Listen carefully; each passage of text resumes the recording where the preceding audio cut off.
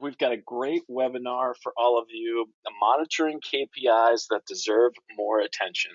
My name is Don Cook. Of course, I'm the Chief Marketing Officer here at 7 Signal. With me today is Mr. Jim Vada, CWNE number 183, and our Chief Wireless Officer. And we've also got a great treat today.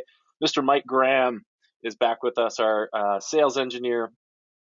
He's going to host the majority of today's content. So, Mike, I'm going to hand the keys over to you. And we'll go ahead and get started.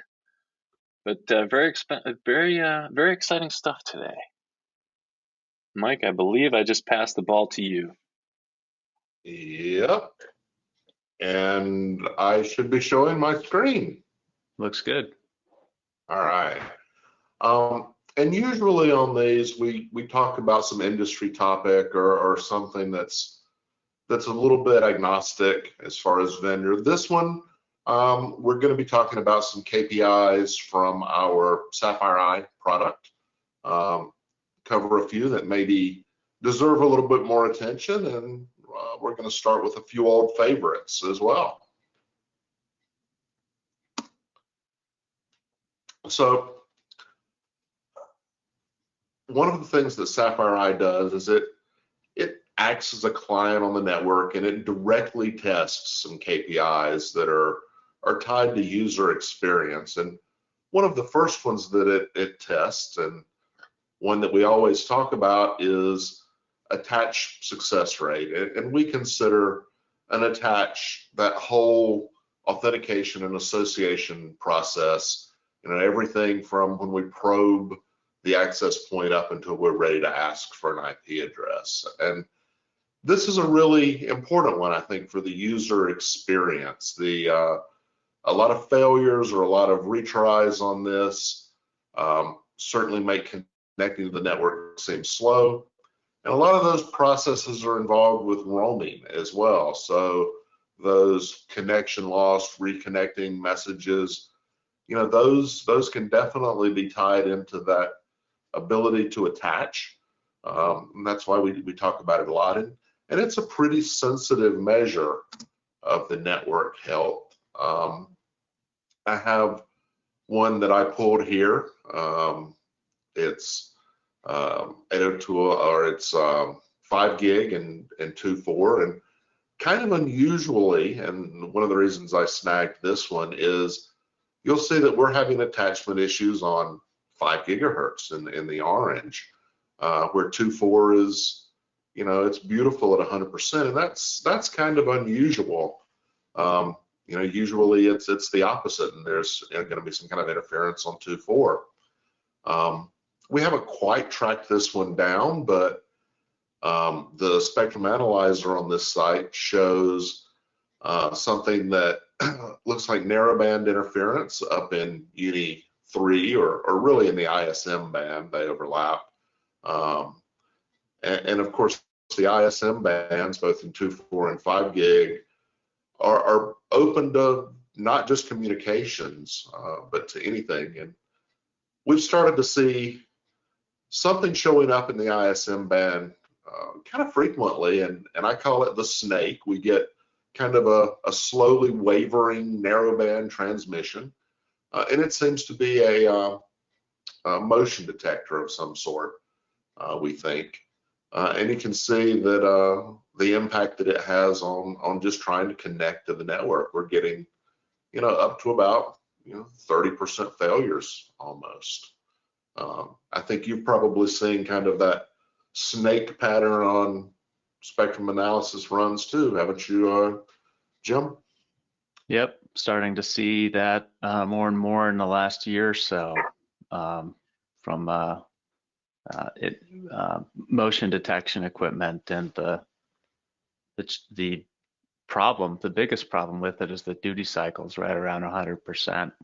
Yeah, it's always on, so it crushes everything on any channel that it's on, from connecting to the network all the way up to throughput. So as I say, this is a pretty sensitive measure of problems on the network, and it's definitely tied very directly to user experience. So that is one that we like to look at. It's kind of an old favorite. Next up, it's throughput. I'm not a big fan of measuring throughput. I don't think it's a very sensitive measurement of network health, but it's obviously the number printed on the box, and it's something that everybody wants to measure.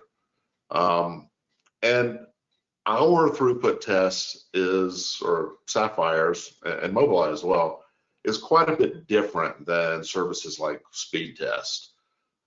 We do a single short transfer, 2 seconds long, a single stream, and we try to simulate really what a web browser is going to do. It's going to go fetch usually a fairly small file and then go fetch another small file. The speed test services, they're going to start multiple streams, maybe from multiple servers, and really try to load down that network connection and max it out. And of course, if we did that during testing, it would have a huge impact on the network. So, we kind of avoid that deliberately. One thing about the very short duration of our throughput tests is it makes them sensitive to latency because of TCP slow start. And if you think back, the TCP protocol limits the number of packets in flight at first, and then gradually opens that up so that whenever we run a very short test, a big part of that test is during that slow start period. So you'll see much lower throughputs with our product. And it's not wrong, and speed test isn't wrong, but they're just different ways of measuring. And Jim, did I lose the display here? No, you're still sharing. We're at the VoIP quality slide. Okay. Sorry about that. The webinar popped into the foreground. And I pulled down a graph of some access points. None of these are running particularly fast, but I like to look at this view, each access point, and if at this site you say needed 10 megabits per second for your application, it's gonna pretty quickly draw your eye to those 3 lines down on the bottom for some attention on why those APs are not providing the service. So like I said, while I'm not a huge fan of it, it is something you need to look at, and something that users certainly care about. Anything about throughput measurements, Jim? Yeah, it's not my, it's not one that I rely on heavily as well, but I think you described it well. I think, it's really, it becomes interesting when it's near the low end. When it's really low, that's a good sign that things are really wrong. Yeah. But once you're above, the throughput required for your applications, which is usually pretty modest, the difference between 100 megabits and 200 megabits and 300 megabits, it's not really significant. So it's all in how you interpret it. I think latency and packet loss are much bigger factors on user experience, as long as you're getting that minimum throughput. Now this is one that I do like more, is our voice quality scores. So we simulate voice calls up and down, and we send a stream of short, and I think they're 500 byte packets for 12 seconds. We monitor the packet arrival times between our sonar and the eye itself, and we measure packet loss, jitter, latency, and calculate a MOS score, mean opinion score, which is just a measurement of how good the connection sounds. And generally people are pretty happy as long as that stays above about 3.6. Also, I've found at least for Wi-Fi connections and the sort of usage that people use these Wi-Fi networks for voice for, it's really packet loss that's the killer. I very rarely see them where jitter or latency are so far out of bounds that they're having much impact on MOS. But all of the time, I see packet loss being a real issue in keeping good voice quality. And I pulled one here. These are all from the same building. And it's our MOS downlink, so the listening side of the connection. And all the floors except for the 5th floor on this look really good. So pretty clear indication you need to investigate a little more deeply what's going on the 5th floor that is causing those problems.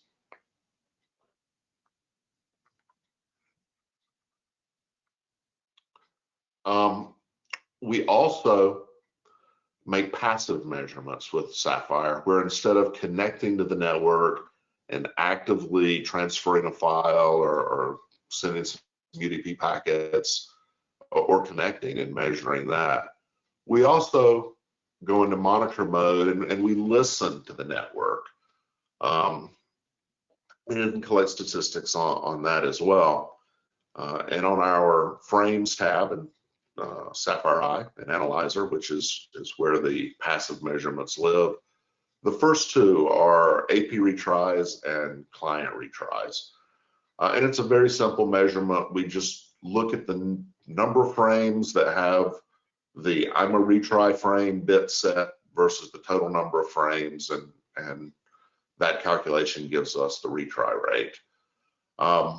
Generally, as those retry rates exceed about 30%, that's going to indicate either some sort of interference on the network, or we also see them with very high channel utilizations. But it's certainly one of the first things that we look at. I would like to say that in a nearly idle network, the data is going to be sparse and not very reliable, just because we don't have many samples. What do you think about retry rates, Jim? And I pulled one here that looks pretty tough, I think. A lot of retries on this. Yeah, it's really, a useful metric. You can almost think about it like being the, taking the temperature of the channel and seeing, if the temperature is too high, that's a symptom of some issue going on. One of the other things, though, the challenge in measuring retry rates is retries are often the result of collisions or interference or things like that. So how do we count those retries if there's a good chance that many of them are corrupted themselves? Yeah. So if you see a number like this, where we see spikes to 70, 80, 95%, the true number, which nobody can really measure, might actually be even higher. Oh, it definitely could be, yeah. So, as you say, it's a great thermometer for the health of the network. You just can't get good performance with really high retry rates. One other one that I want to talk about is our QBSS channel utilization. QBSS is Quality of Service Enabled Basic Service Set. And with enterprise access points anyway, access points will include information in the beacon, and I believe the probe response as well, about what the access point's view of the channel utilization is. And that's going to include other Wi-Fi that it's deferring to, as well as any energy detect that it defers to. And about 40% is probably a good measure for whenever we start to see those issues. And I have one here where, you know, this network is not having a problem. You'll notice that there's a bit of a daily rhythm to the network. You know, it's midday and afternoons, we'll see higher channel utilization, you know, up to maybe 20-25%. And then in the middle of the night, it falls back to about 5%, which is just, you know, it's mostly beacons. And it's not just necessarily your network, it's anything that it hears. And that's certainly, like, retry is one of the first things that I look at. And I expect you do too, Jim. Absolutely. Yep. Yeah, absolutely. So I'm going to move into a few that, you know, maybe you're not looking at. The first of those is channel changes. I have pulled data from one eye that happens to be managing 3 access points, the 3 access points closest to it here. And we can see, you know, it's not changing every hour, but it's changing 3 or 4 times a day.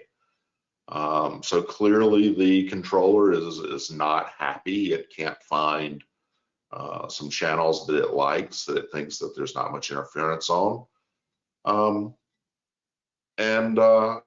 You know, it's not really doing anybody any good. Maybe there's some interference here. You need to take a look at the spectrum and see if you can find that. Or, you know, maybe the controller is just not really doing its job very effectively, and a reboot or even a software upgrade might help.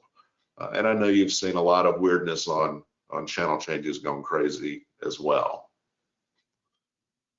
Yeah, it's really useful to have just this visualization. I think is really useful because it gives you that feel for really quickly how often are channel changes occurring, the time of day, and, you know, where an AP has been as it, you know, switches back and forth. Sometimes too, it kind of reveals things like maybe those, you know, that AP with the sort of light gray, maybe it's set to channel 64 and it just keeps getting DFS radar hits that push it off that channel. You know, these kind of visualizations can really help you sort those kind of things out. Yeah, I think that that's a good interpretation whenever it's a DFS channel and access points keep abandoning it, that it may be radar detects. And unfortunately, we can't really detect them. You need to really monitor, or we would need to monitor every channel all the time to do that. It's a little easier for an access point because it's basically sitting on one channel all the time. So it's easy to monitor that single channel for radar. But as I say, I like to look at this, and you know, certainly every time there's a channel change, there's a good possibility that some of your clients are going to have to go look for a new AP, and that can certainly interrupt data streams. There's another one, and I almost never see anybody look at this one, but I like it. And we have a measure traffic density, and it's just a raw frame count, frames per minute from an access point. It includes everything, whether it's a data frame or a management frame. We're going to count it, and I think it's a great measure for how busy an access point is, above and beyond the number of users that are attached to it. And I've got some numbers here, and these are my numbers. Haven't checked with any manufacturer. I'd be glad to hear if any of them have any thoughts on it. But, you know, just looking at a lot of access points, it seems that if they're running less than about 40,000 frames a minute, it's not working very hard at all. It's nearly an idle access point. Up at 400,000 frames a minute, that access point is pretty much fully loaded. And if you get up into the 500,000 frames a minute, that access point is really critically overloaded, and maybe it's only got a handful of users on it and they're all doing torrents or something, but it's definitely going to be struggling at those power levels. And I ran a chart. This is actually across multiple customers to try to find some that we really had heavy loads on. And you can see most of the access points most of the time are under 100,000 frames. They're pushing data, but they're not exceptionally loaded, and you don't expect them to be. But we do have a few access points that are blowing past that 400,000 frame and even up into the 500,000 frame area. So I think those access points definitely need a little bit of help. They need some more access points near them to take some of the load off, or at least a better understanding of the environment that they're running in. Do you ever look at this one, Jim? Yeah, I do, and it's useful, particularly in the context of an AP that's reporting high channel utilization, just to come and look and see, okay, well, is there a lot of Wi-Fi traffic on the channel? Because if there isn't, maybe there's a source of non-Wi-Fi interference. Some APs can detect that and report that in their channel utilization number.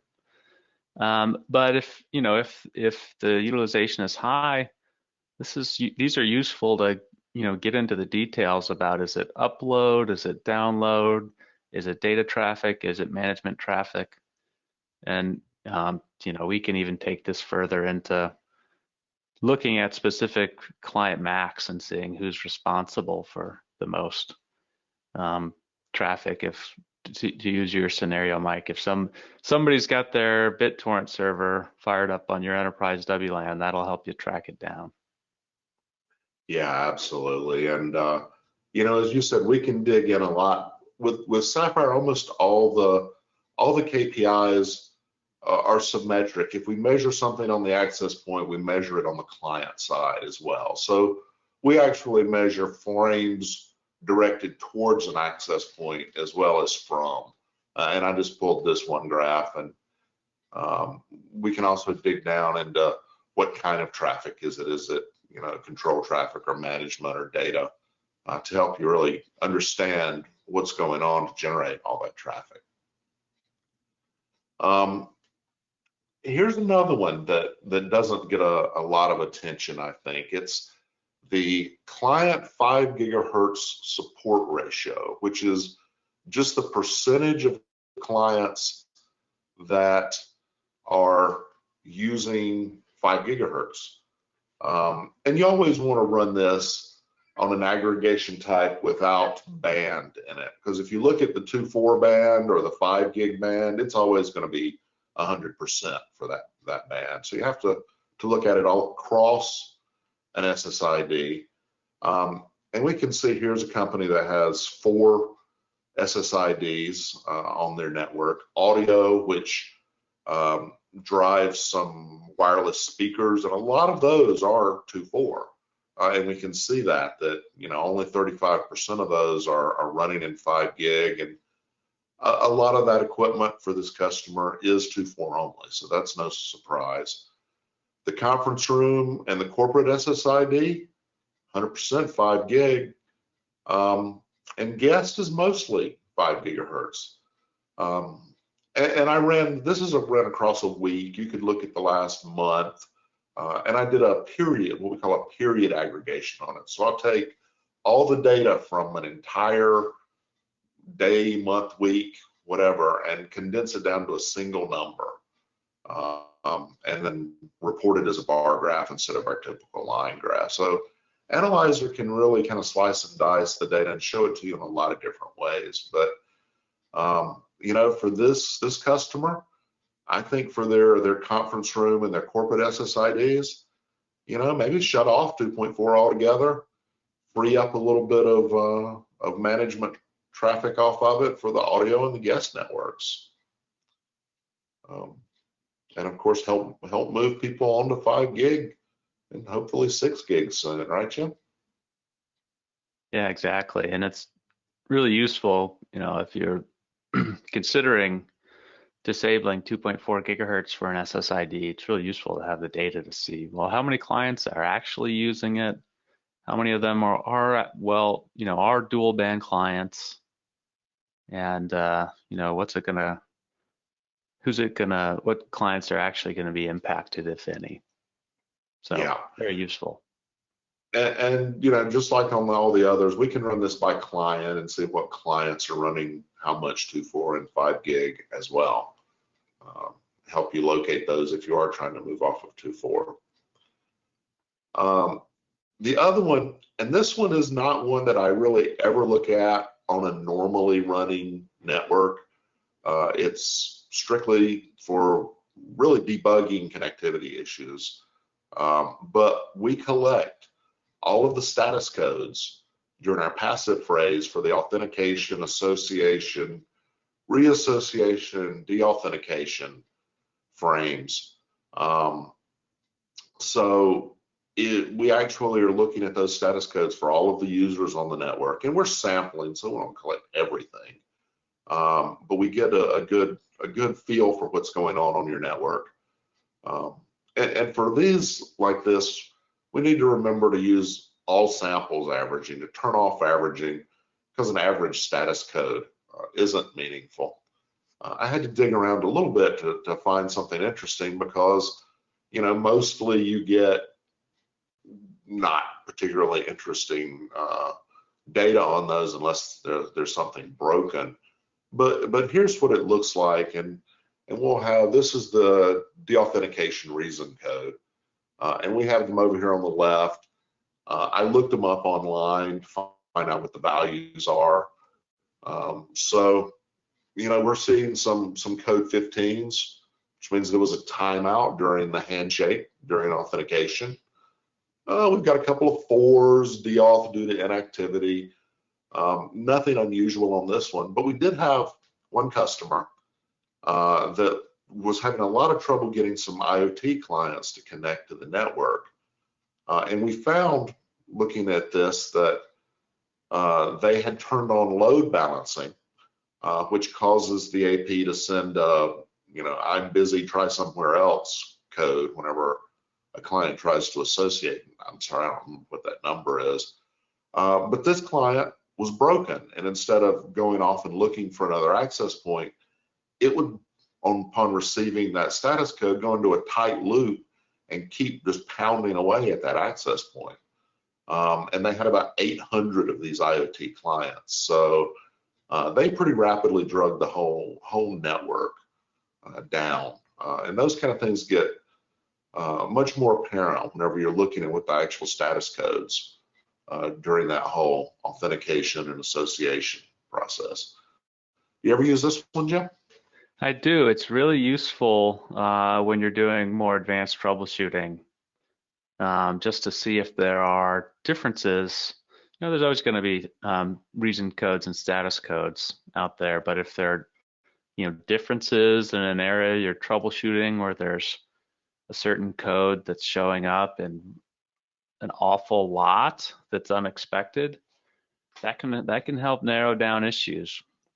Sometimes bug reports from your AP vendor might mention a specific status code or reason code, and you can come in here and see exactly how often that's occurring. And if you've got an AP that's just sending those reason codes out extremely frequently, that's probably one that might, needs to be investigated for potentially being affected by that bug. So it's very useful for sure.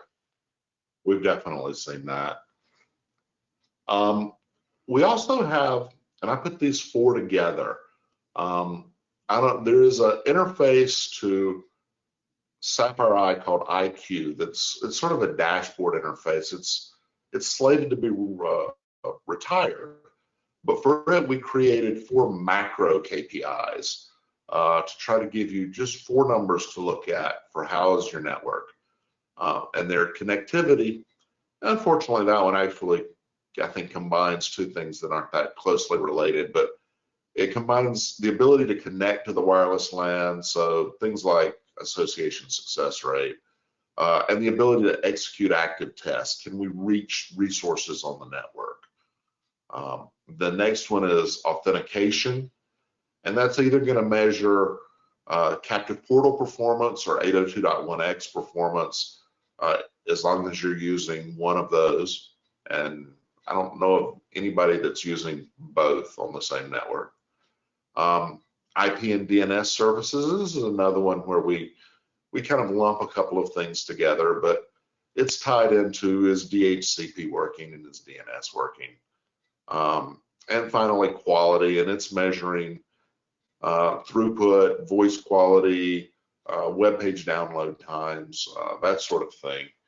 And I pulled the front screen from IQ to show how we report those. So you can very rapidly go in and see, you know, is there an issue with the network and where is it? And these are going to get rolled into the new updated dashboard for Analyzer as well. So they're not going away, but I did pull them off of a different interface.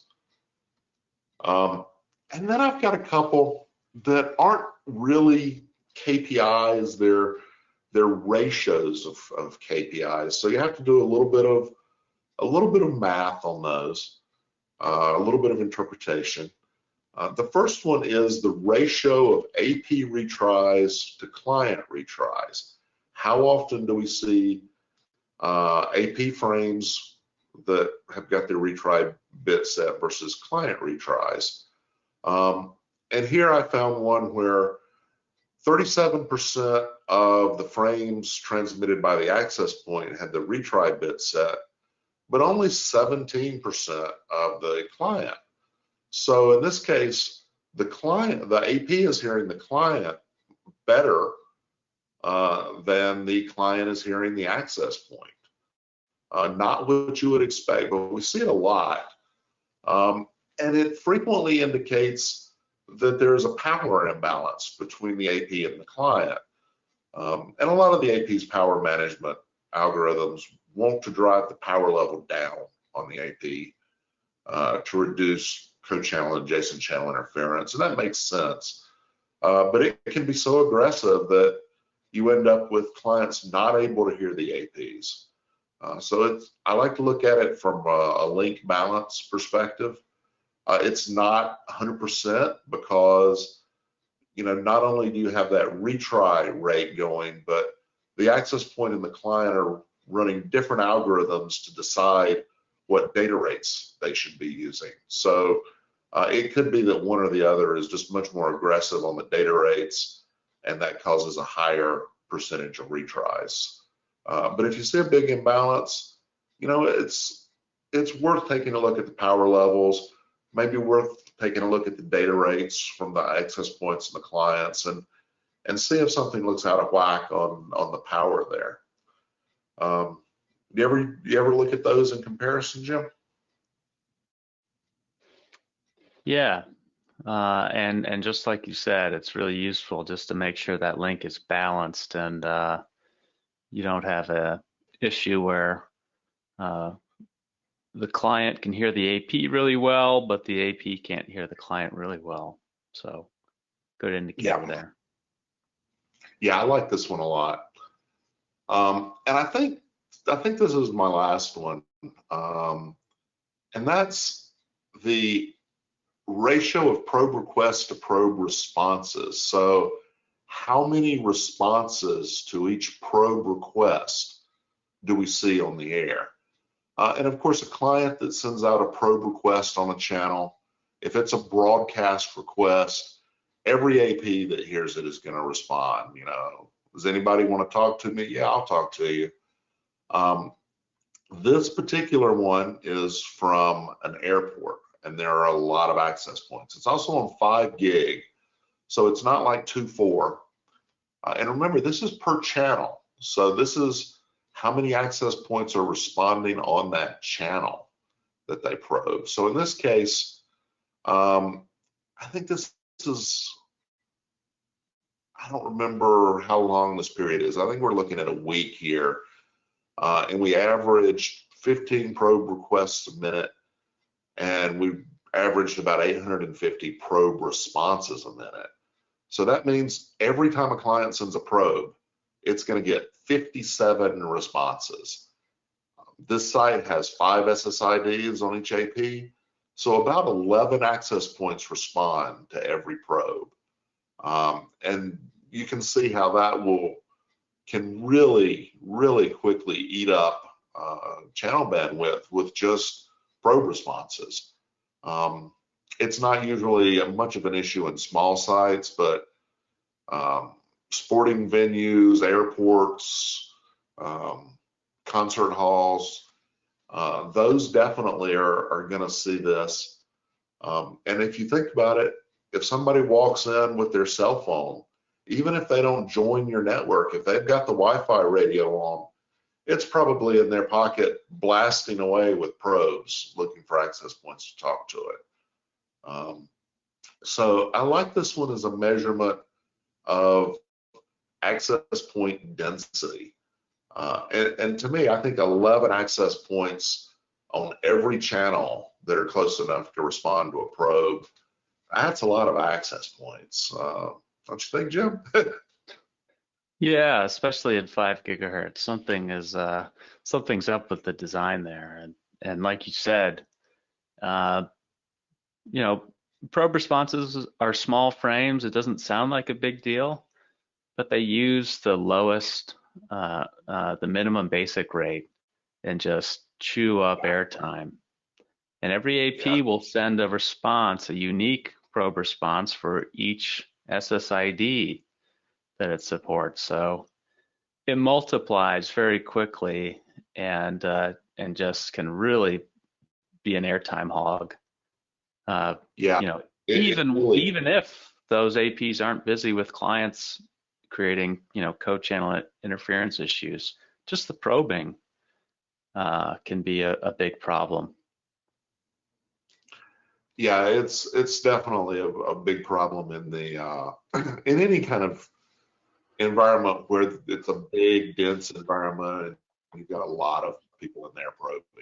It gets out of control very, very quickly.